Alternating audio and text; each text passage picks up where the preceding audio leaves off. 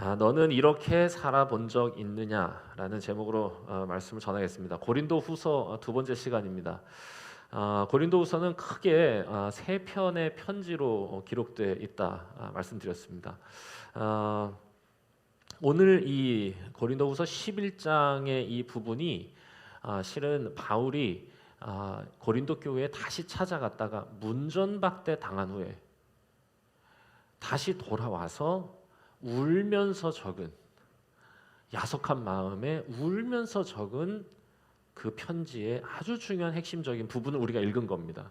그리고 저는 이 말씀을 쓰다가 바울은 아마 울기 시작했을 것이다 여겨집니다. 왜냐하면 바울의 진심이 가장 묻어나는 아주 특별한 본문이거든요. 저는 어렸을 때는 최고가 되는 것이 꿈이었습니다. 그건 누구나 다 마찬가지일 거라 생각합니다. 그러니까 최고가 되는 거죠. 진짜 잘하는 사람이 되는 거. 최고가 될 수 없다는 것을 알고 난 후에 좀 바뀌었어요. 잘하는 사람이라도 되고 싶다는 거죠. 그래서 이제 목회자로 사는 저에게 참 목회를 잘하는 목사가 되고 싶다. 이게 이제 두 번째 꿈이었는데 그것도 내 마음대로 안 된다는 걸 알게 됐고, 그리고는 나이가 들면 들수록 제 자신이 어떤지 누구보다 점점 더 알게 되는 겁니다. 옛날에는 제가 누군지를 몰랐어요. 최고가 될 수 있을 줄 알았고 잘할 수 있을 줄 알았는데 자꾸 시간이 지나면서 참 모자라다 이런 생각이 드는 겁니다. 특별히 이번 한 주간 동안은 그래서 마지막 이제 남은 저의 간절한 소망이 있는데 그냥 진정성 있게 살고 싶다. 이제 이게 제 마지막. 최고가 되지 못해도, 잘하지 못해도 진짜로 살고 싶다. 이제 이런 마음이 이제 남은 것 같아요. 특별히 이번 주간에는 고등학생들에게 말씀을 전할 기회가 무려 4일간 있었습니다.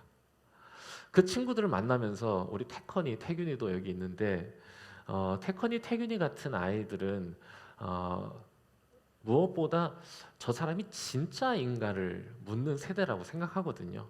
최근에 잘 모르시겠지만 쯔양이라고 하는 제가 좋아하는 먹방 유튜버가 있습니다. 너무 귀여워요. 엄청 잘 먹고 착해.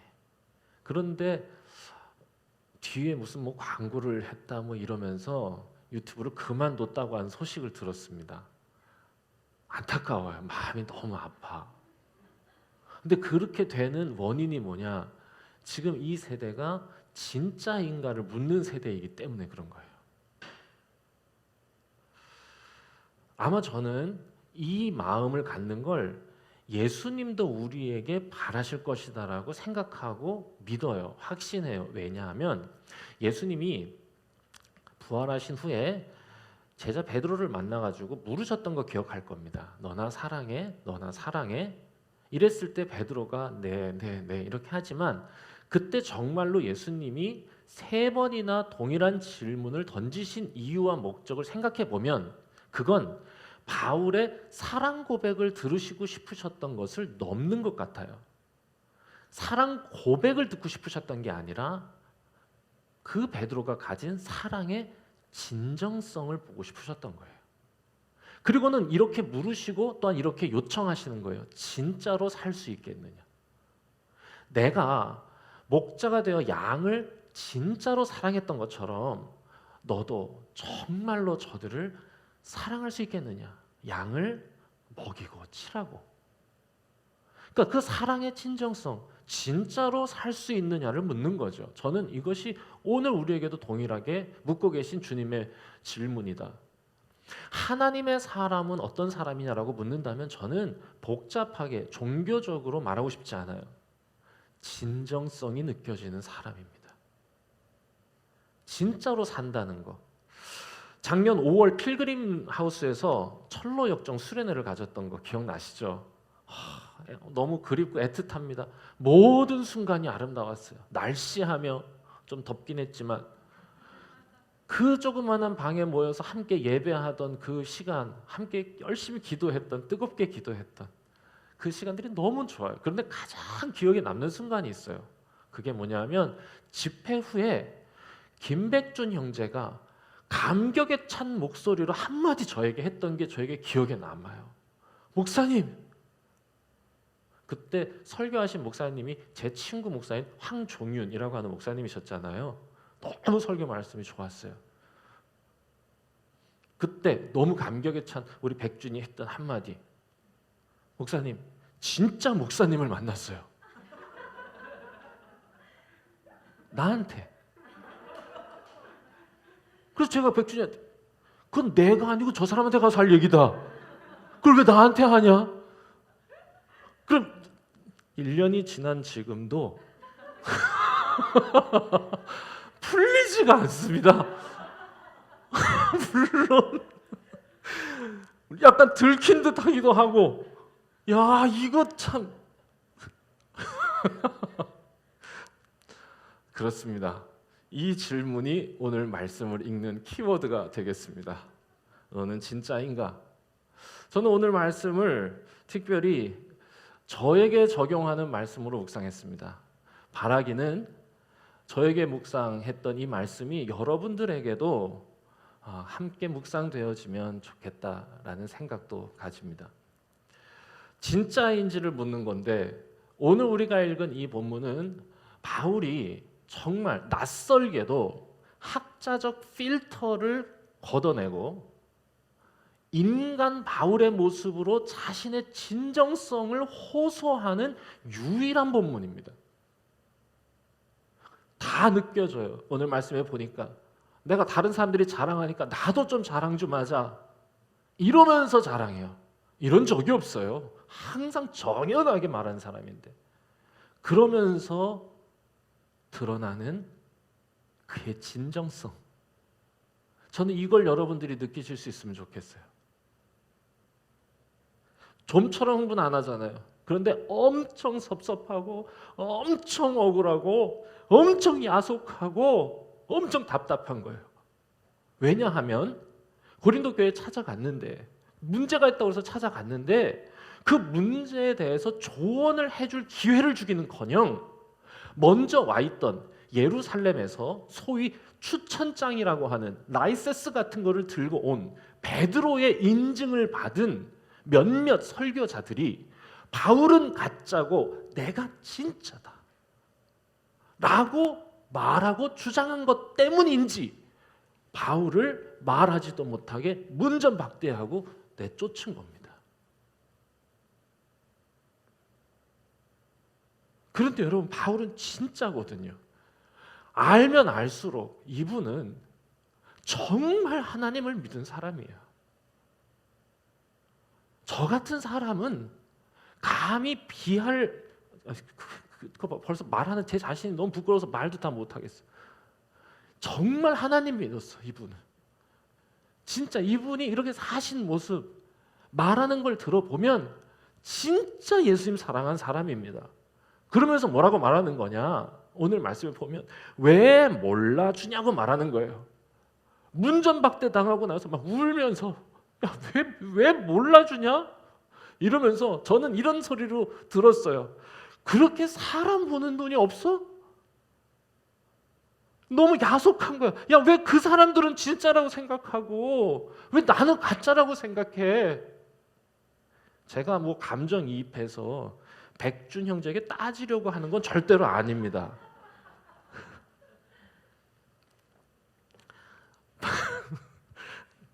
아닙니다, 백준아. 바울이 그런 마음으로 얘기하고 있는 겁니다. 자, 그런데 여기서 들어보세요. 나도 자랑 좀 하게 해줘. 이러면서 얘기를 하는데요. 한번 들어보세요. 뭐라고 얘기하는지. 자랑을 하는데 자랑의 내용이 달라요.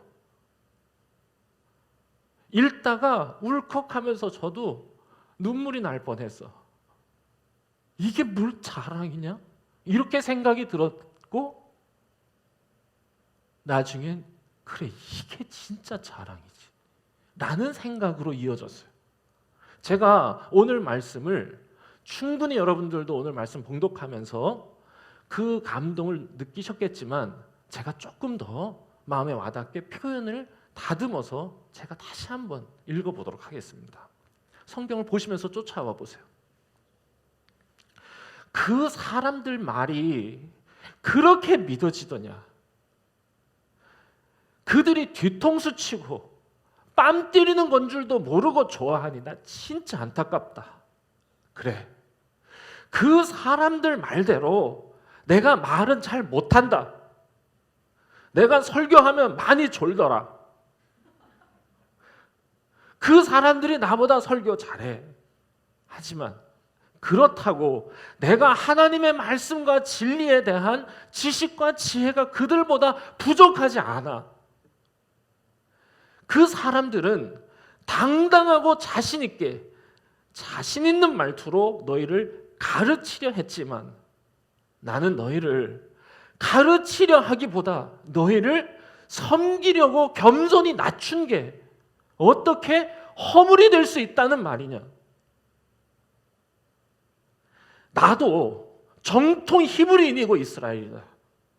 그들이 자신이 그리스도의 일꾼이라고 말하지만 정신없는 소리다. 얼빠진 말이다. 나야말로 그리스도의 일꾼이다. 왜냐하면 나는 그리스도를 가르치려 하기보다 그리스도를 닮으려 했기 때문이다. 그래서 그들보다 더 고난받았고 옥에 더 갇히고 매도 더 맞았다. 돌에 맞아 죽을 뻔하고 배가 부서져 죽을 뻔했다. 긴 선교 여행 중에 수많은 어려움을 당하면서 자지도 못하고 먹지도 못하고 목마르고 춥고 헐벗었다. 그것이 주님을 위한, 교회를 위한 일이기에 마다하지 않았다. 나를 위한 게 아니라 주를 위한 거고 너희를 위한 거다. 너희 중에 누가 약하면 내가 약해지지 않았냐? 너희 중에 누가 넘어지면 내 마음도 새까맣게 타들어가지 않았냐? 그들은 나와 비교하며 자신의 강함을 자랑하겠지만 나는 내 약해진 것을 자랑하겠다. 울 거예요, 여기서. 여기가 포인트.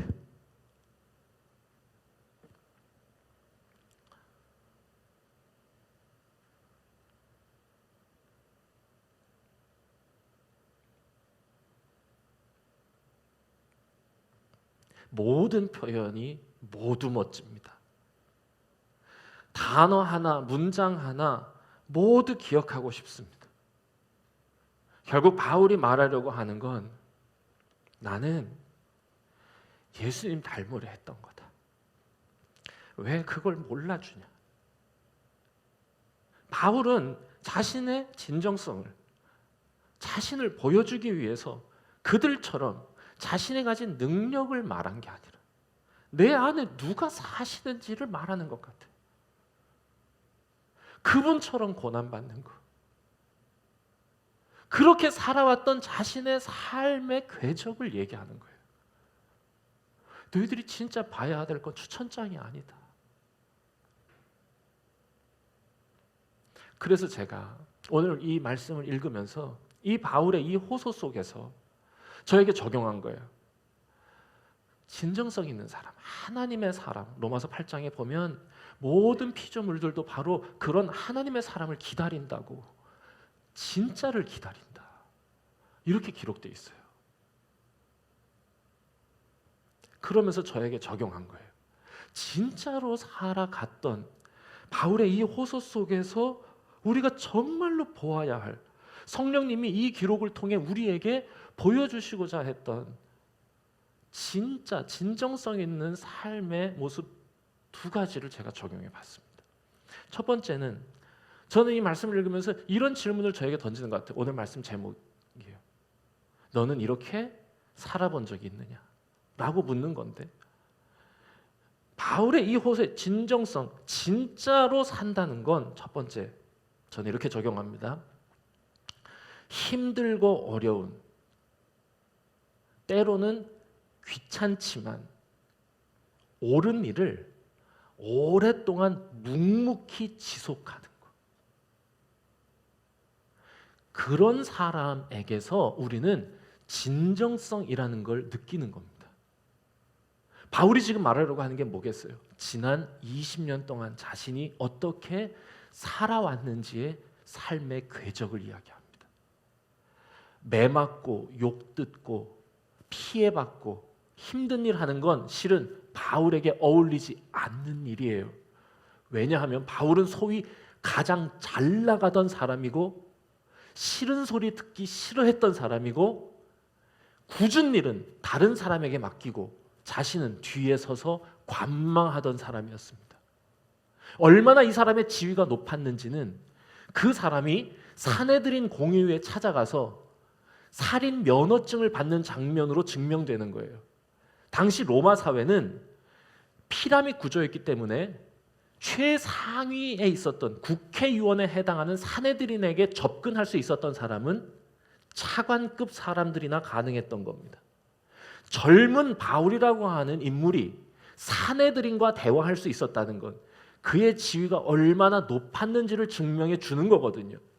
그랬던 바울이 자신의 안정되고 보장된 모든 삶을 등지고 텐트를 만들고 헐벗고 굶주리고 매맞고 얼굴하게 누명 쓰는 일까지도 마다하지 않았던 지난 20년의 삶을 보라는 겁니다.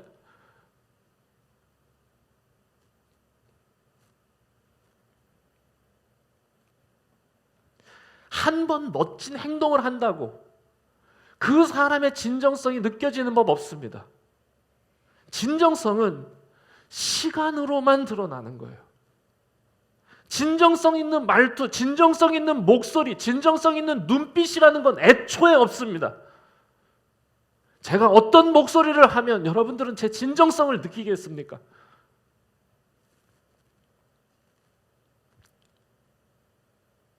만약 거기에 진정성을 담으려는 사람이 있다면 그 사람은 대개가 사기꾼일 겁니다. 진정성을 눈빛에 담으려는 사람이죠.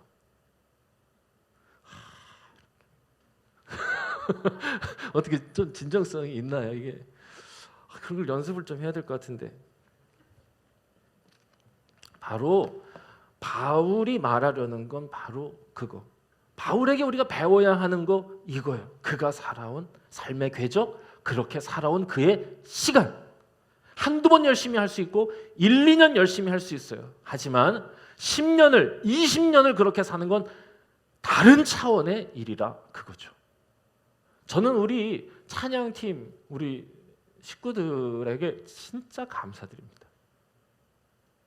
우리 찬양팀 식구들 벌써 몇 년째예요?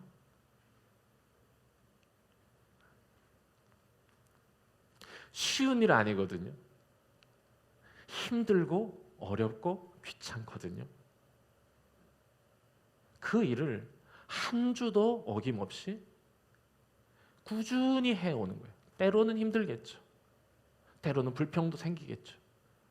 그렇지만 꾸준히 묵묵히 그 일이 옳기 때문에, 마땅하기 때문에 그 일을 해나가는 거예요. 그런 사람에게서 우리는 진정성을 본다고 말하는 거예요.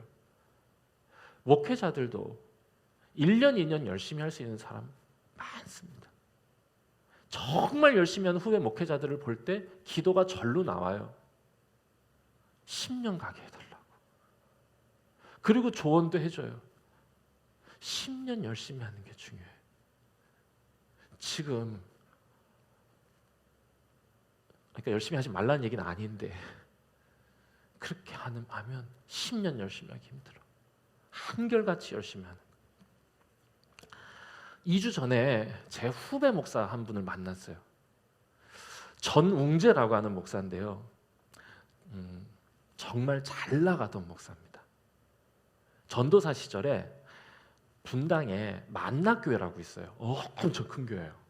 거기 중고등부를 완전히 전임 사역을 했고, 그 중고등부 전임 사역 시에 그 만락교회 중고등부가 M스쿨이라고 하는 이름을 가지고 완벽하게 자리를 잡았어요. 비상하고 에너제틱하고 카리스마 있습니다. 생긴 것만 딱 봐도 벌써 야, 남자다 이 친구. 멋있어. 사역을 거의 마치고 나서 우리 감리교회는 목사 안수를 받기 위해서 반드시 담임 목회 기간을 가지거나 인턴 과정을 거쳐야 됩니다. 그런데 이 전웅재 전도사죠, 당시에 이분이 담임 목회를 할 수 있는 기회를 얻었어요. 그래서 그렇게 열심히 이 사역을 하다가 자, 저희 가서 3년간 담임 목회하고 다시 돌아와. 우리 교회에서 열심히 교육 목회 해보자. 보장받고 떠났어요. 어디로 갔냐? 의정부에 있는 교인이 하나도 없는 교회였습니다. 그곳에 가서 열심히 정말 활력 있게 사역하던 그분이 의정부에 가서 아무도 없는 교회에서 가만히 있지 않으셨겠죠. 뭐를 하지? 어떻게든 내가 할 수 있는 일을 하라고 하나님이 보내셨을 텐데, 이래서 길거리를 다니기 시작했어요. 다니다가 보면 항상 길거리엔 누가 있죠? 길거리를 배회하는 청소년들이 있습니다. 길의 사람들이라고 하죠. 항상 길을 배회해요, 걔네들을. 길에서 저 구석에서 담배도 피고, 저 구석에서 지네끼리 싸움질도 하고, 오토바이도 타고. 걔네들한테 야, 너 길에서 방황하지 말고 교회에 내가 게임방 만들어 놨거든. 그러니까 야, 여기서 방황하는 것보다 교회에 와서 게임하는 게 더 괜찮지 않겠냐? 돈은 안 받아, 걱정하지 마. 이러고는 그런 애들을 불러들이기 시작했어요. 그러니까 완전 동네 양씨들의 아지트가 된 거죠. 그래서 그 건물 주인이 뭐라고 핍박도 했대요. 전에는 조용했는데 왜 당신은 뒤에 이 건물 앞에 저 애들이 와서 담배 저래 피고 말이야. 시끄럽고 말이야. 불량한 애들이 여기 이렇게 득실득실 거리냐고. 그렇게 굽실굽실 거리면서 조금만 기다려달라고 그랬다는 겁니다. 그렇게 지낸 시간 3년. 아이들이 꽤 많이 모였어요. 40-50명. 완전 집합소죠. 그리고 이 전웅재 전도사님이 제일 잘하는 게 뭐냐? 라면을 끓여주는 거였습니다. 게임하는 애들한테 먹으면서 게임해. 이러면서 게임을. 정말 완전 천사 아닙니까? 네? 그걸 다 이렇게 해주는데 얘네들이 자기가 그렇게 섬기는 것에 대해서 가치를 잘 몰라주는 것 같기도 하고, 그래서 한 번은 좀 야속한 마음에 실은 그 3년의 기간 동안 큰 대형 교회들에서 계속 끊임없이 콜을 했습니다. 당신 안수 내년에 받는 거 알고 있는데 우리 교회로 와주세요. 우리 교회로 와주세요. 우리 교회로 와주세요. 우리 교회로 와주세요. 은근 기분이 좀 이렇게 됐었대요. 그래서 자기를 몰라주는 이 애들한테 그냥 한번 이렇게 농담 반 진담 반으로 야 얘들아, 야 내가 그래도 저기 큰 교회에서 목사로 오라고 엄청 내가 콜 받아. 나 그런 사람이야. 어떻게 갈까? 6명이서 라면을 먹고 있었답니다. 애들이. 그 아이들은 실은 다 결손 가정, 폭력 가정, 가난해서 굶는 애들이에요. 그런 애들이 거기서 라면을 이렇게 그 교회 와서 게임하고 그 교회에서 라면 먹는 건데 6명이 라면을 먹다가 이 말을 딱 듣자마자 이걸 딱 내려놨대. 그리고는 한 애가 이렇게 하면서 그러면 우리 갈 데 없잖아요. 이러더니 막 울더래. 자기도 울었답니다. 안 간다. 그냥 한 얘기다.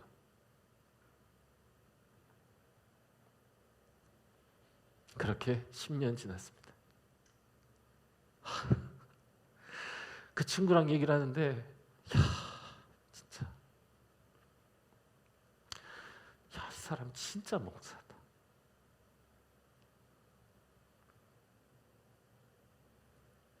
그때 그렇게 오락하던 애들 교회 다 떠났답니다. 뭐 다 머물 수 있는 건 아니니까요. 그런데 얘네들이요, 동네 무슨 어디 기도 보고 뭐 무슨 뭐 주유소에서 일하고 다 이러고 있는데, 이 애들이 자기 주변의 깡패들이 만약에 이 교회 앞에서 이렇게 어물쩡거리면 뒤통수 때리면서 그랬대요. 야, 어디라고 얘기를 했겠어요? 어딘데? 우리 교회야. 목사님하고 대화하고 있으면 야, 똑바로 해. 왜? 우리 목사님이야.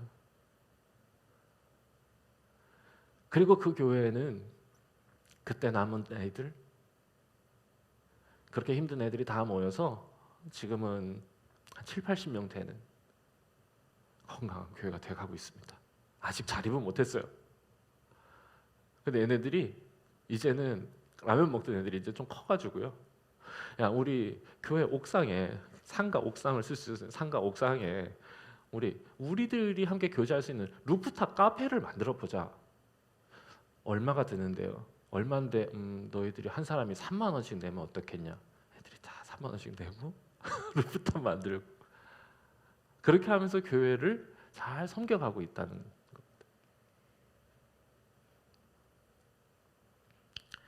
조금 하다가 그만두는 사람에게는 진정성이 느껴지지 않습니다. 그것이 옳다고 내가 생각하는 그 깨달음과 다짐의 깊이만큼 우리는 묵묵히 지속해 갈 수 있는 것 아닌가. 지금 7개월이나 이어지고 있는 이 힘든 상황, 우리가 어떤 분을 마음에 모시고 살아가는지, 내 삶의 주인이 누구신지, 나는 그 하나님의 뜻 앞에서 어떻게 더 겸손히, 더 성실하게, 정말 인간답게 살아가고 있는지를 저는 이 예배를 통해서 우리는 증명해내고 있다 생각합니다. 진짜로 사는 거, 그런 게 아니겠나. 두 번째는요, 진짜로 산다는 건 사랑하는 사람을 위해 스스로 약해질 줄 아는 것입니다. 전 오늘 말씀에 바울의 호소의 마지막 부분에 마음이 울컥했어요. 진짜 말하고 싶었던 게 이거야. 내가 자랑하는 게 뭔지 아세요? 내가 다 너희들이 아플 때 내가 약해지지 않았냐고. 우리가 성경 말씀에서 오해하는 부분 중에 하나인데, 바울이 내가 자랑할 건 나는 나의 약함을 자랑하노라. 여러분, 바울의 약함이 뭐겠어요? 무식함. 난 내 무식함을 자랑한다. 나는 내 게으름을 자랑한다. 나는 내 못된 성격을 자랑한다. 이런 뜻 아니에요, 여러분. 내가 배우지 못한 걸 난 자랑한다. 이게 약함을 자랑하는 게 아니에요. 정확한 표현은요, 약해짐입니다. 나는 내가 너희를 너무 사랑하기 때문에 너희를 위해 약해진 것을 자랑한다. 여러분, 왠지 아세요? 그게 예수님을 닮는 길이기 때문입니다. 우리를 너무 사랑하시기에 우리를 위해 스스로 약해지신 거예요. 이게 주님이 우리를 사랑하신 방식이고, 주님이 우리를 꽃 피우시기 위해 실천하신 방식이라 그거예요. 그가 참 하나님이시란 걸 그는 스스로 약해짐으로 증명하셨던 것처럼, 나는 내 안에 주님이 사시는 걸, 성령님이 내 마음의 눈을 뜨게 하시고 성령님이 나의 마음에 강력의 능력을 허락하셔서 이 일을 행하게 하시는 거, 나는 내가 너희를 너무 사랑함으로, 하나님의 교회와 성도를 사랑함으로 그것을 위해 약해진 것을 자랑한다고. 죄송합니다. 제가 이렇게 우리 집사람이 제발 그렇게 흥분하지 말라고 맨날 얘기했는데,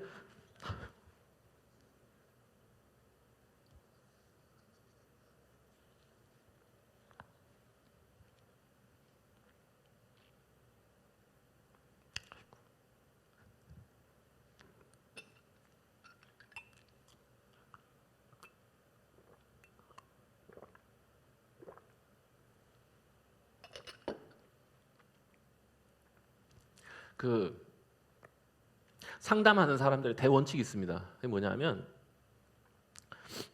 내담자하고 너무 가까워지면 안 된다는 거예요. 왜냐하면 그러면 근데 감정이 움직이기 때문에 객관적으로 그를 볼 수 없다는 겁니다. 맞아요. 그러면 객관적인 시각을 잃습니다. 그런데 그런 상담의 대원칙이 무너지고 있는 모습들이 요즘 좀 있어요. 이유는 뭔지 아세요? 객관적으로 분석하니까 근본적인 변화가 일어나지 않는다는 겁니다. 진짜 치료, 진짜 위로가 일어나지 않는다는 거예요. 그러면서 최근 심리학계의 동향은 뭐냐? 그 사람에게 진정한 변화를 만들어내는 건 vulnerability, 스스로 약해지기를 자처하고 그에게로 가까이 가는 거랍니다. 스스로 그 사람의 고통을 공감하는 순간 그건 자기를 약해지는 자리에 내어놓는 것이고 그의 고통이 나를 위해할 수도 있다는 거죠. 그런데 그럴 때 비로소 진짜 그 사람에게 변화가 일어나고 위로가 일어난다는 거. 예수님의 방식이 그렇죠. 스스로 약해지신 여러분 목적이 뭐였습니까? 우리를 꽃피우시기 위함이에요. 시들어 있는 우리를 꽃피우시기 위함이고 이유가 뭐였어요? 우리를 사랑하시기 때문에 우리보다 작아지신 것입니다. 여러분 저는요 사랑하는 사람을 위해 스스로 약해질 줄 안다고 하는 건 적어도 삶의 목적이 자기보다 큰 곳에 있다고 하는 것과 동의어라고 생각해요. 왜냐하면 누군가를 진심으로 사랑하게 되면 어떤 대상을 진심으로 사랑하게 되면 그 대상을 나보다 크고 높게 여기기 시작하지 않습니까? 부모가 자녀를 위해 힘든 일도 마다하지 않는 이유 스스로 자녀보다 자신을 작아지게 만들었기 때문 아닙니까? 자기보다 큰 목적을 가지고 살아가는 거죠. 진짜 진정성을 느끼는 사람들을 보면 사익을 위해서 열심히 하는 사람에게 진정성이 있다 말하지 않습니다. 우리는 반드시 공익이어야 합니다.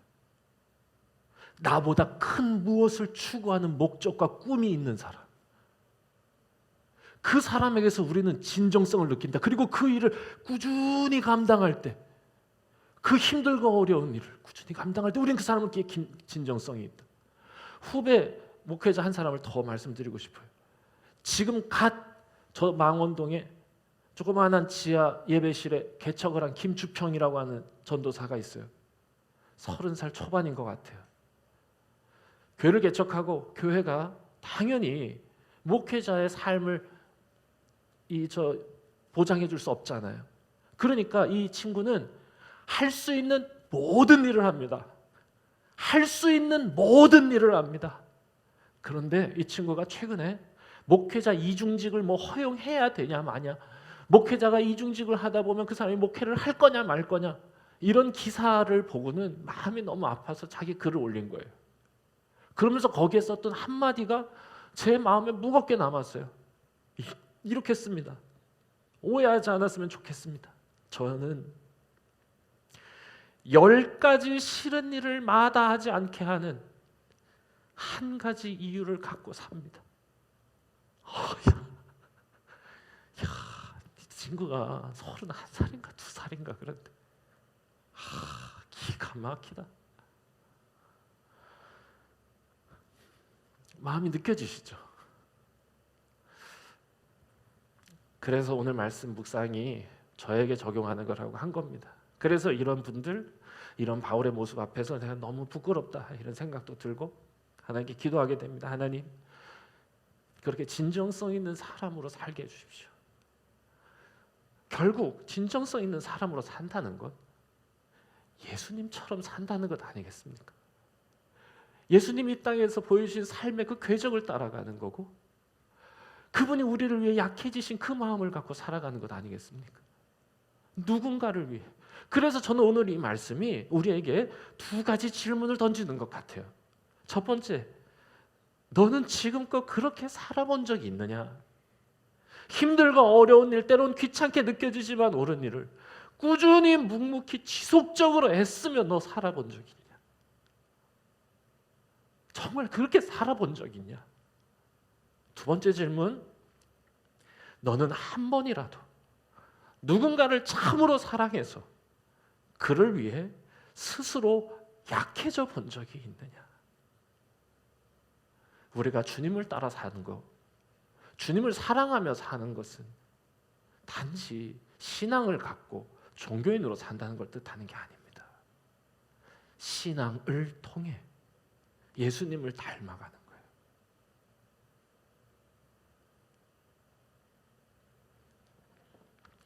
그렇게 예수님 닮아가는 저와 여러분들 되길 바랍니다. 삶의 한 절이라도 예수님 닮는, 그렇게 진짜로 살아가는 우리 모두가 되었으면 좋겠습니다.